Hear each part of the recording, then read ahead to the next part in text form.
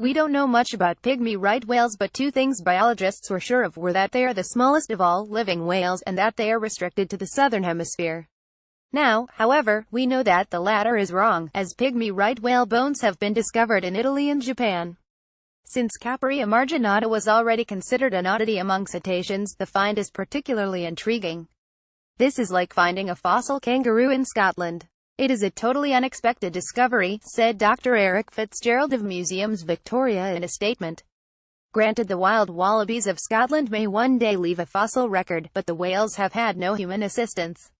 Fitzgerald's comment indicates just how surprised he was to realize that the 0.5 to 1 million-year-old section of a whale skull from Japan, and an Italian ear bone dating back 1.7 to 1.9 million years both came from pygmy right whales.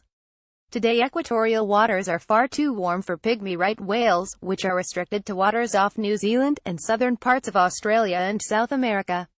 Fitzgerald concludes in Current Biology that the cooler temperatures associated with past ice ages must have shifted the whales' range north, allowing them to reach the northern hemisphere.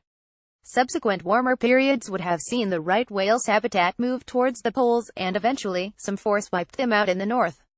The large time gap between the fossils indicates that they survived in the northern hemisphere for a long time, or that the crossing happened more than once.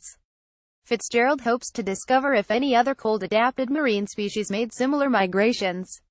Even southern walruses and northern penguins should be anticipated, the paper noted. The findings provide new insights into how climate change has profoundly impacted the distribution of whales throughout the Earth's oceans over millennia, Fitzgerald said.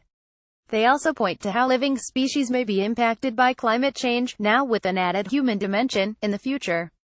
Pygmy right whales' remote habitat and low numbers mean we know very little about their behavior, let alone their ancestry. Until now, our knowledge of their evolution came from 3 fossils from between 3 and 8 million years ago, all from locations similar to their current range.